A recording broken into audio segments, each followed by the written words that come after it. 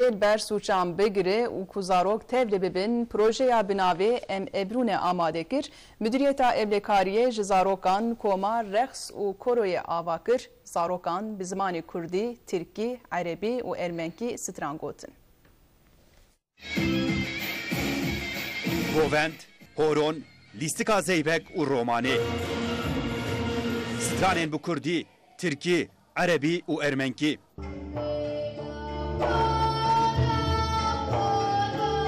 Lîstikvanên pêşandanê yên ku meriv dema lêdine re jê heyran dimîne ne lîstikvanên profesyonelin. Müdüriyeta Ewlekariya Adanayê zarokên ku di çalakiyên derqanûn de dihatin bikaranîn anî bahev û projeyek amade kir. Navê projeyê jî em ebrûne danîn. Anadolu mozaiği diye bahsedilir. Kala mozaik Anatolya têkirin. Lê di mozaîkê de hûn karin rengan ji hev bikin. Lê di ebrûyê de hûn nikarin reng û nexşan ji hev bikin. Ev zarok jî di nava malbata xwe de bi zimanekî din dipeyivin. Lê dema ku tên bahev heman tiştan difikirin û hîz dikin. Aynı şeyleri hissedebiliyorlar. Divir de armanc ew e ku zarokan ji sûçan dûr bixînin. Toplumsal barışa katkı sağlayan ev aştiyeka civakî ye û tên xwestin zarokên xwe ji tiştên xerab û çalakiyên zirar dûr bixînin. Ev proje yek ji projeya civakî Evlekariyê ye. projelerinden bir tanesi. Zarok piştî perwerdehiya çar mehan ev dîmenên nuwaze derxistin.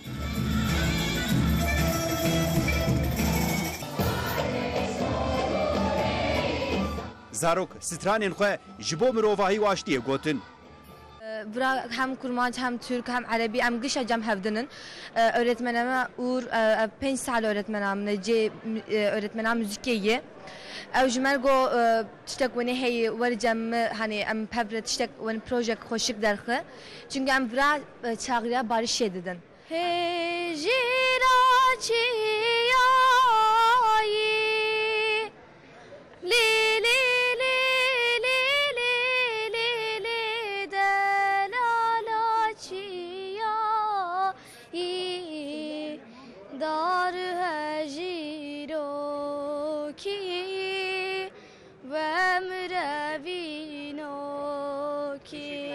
Anadolu Ateşi jî piştgirî da projeyê.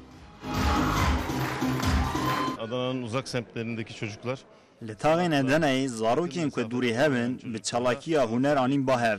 Bi saya zarokan jî di nav hewldaneke rûmetan he. gibi onurlu bir çaba içerisine girmişler.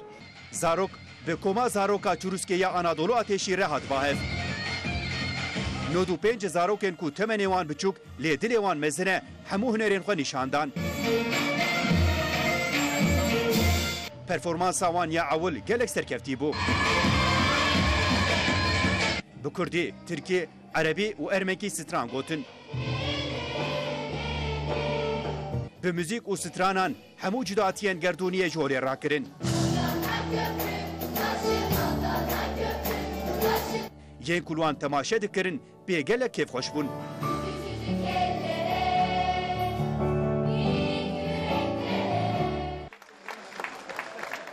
Müdürê Ewlekariyê Ahmet Zekî Gürkan jî tevlî zarokan bû. Çalakî bi stranan dawî bû.